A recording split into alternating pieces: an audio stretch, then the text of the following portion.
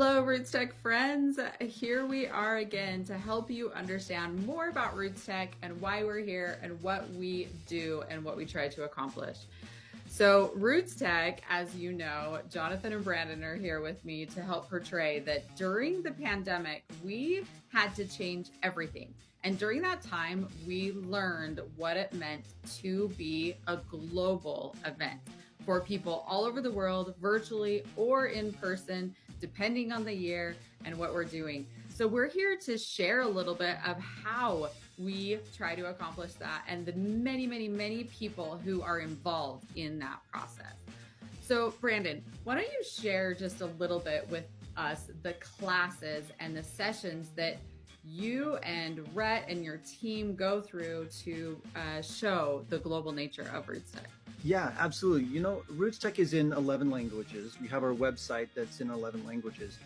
But our classes, we have classes in over 40 languages, and they're not translated. These are actually taught in those languages. It's global. We're trying to get to as many people as we can and give them an opportunity to come and learn how to do their genealogy work. I love that. Now, Jonathan, you and your team have been working so hard to capture engaging content that is relevant to all people. That's been quite the journey. Why don't you share just a little bit of the highlights there that you have learned and implemented? Yeah, well, at the highest level, it starts with our councils and committees. So what a lot of people don't see is that we meet at least on a monthly basis with a council that represents every region of the world. We have Family Search employees and key stakeholders from Latin America, from Europe, from Africa, the Middle East, Asia, and even the islands in the Pacific. And we get together and we focus those meetings primarily on how we can tailor the event and the elements that we know that make up RootsTech to the local needs, and how we can create content that'll better resonate in the hearts and minds of individuals around the world. Yeah, and part of that has been getting to know this audience, and the audience is all over the world.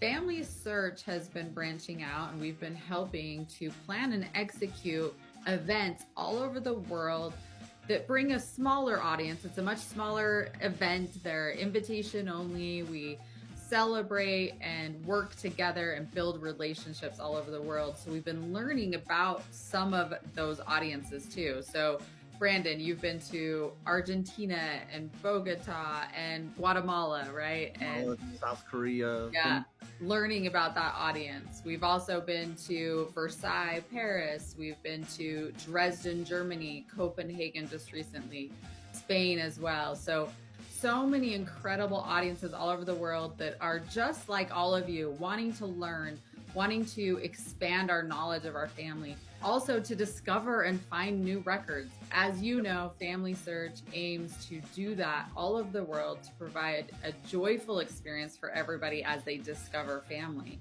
So speaking of RootsTech, we hope you will join us this year. Jonathan, tell them when to come. The RootsTech will be February 29th through March 2nd. And for all of our attendees around the world, you'll see that there are localized event schedules. So depending on what area of the world you're joining in and what language you're listening to, there will be an experience that's curated especially for you. And you'll notice that we have localized MCs that this year will be on site at RootsTech. They'll be kind of your sideline reporters offering a peek into the event on site.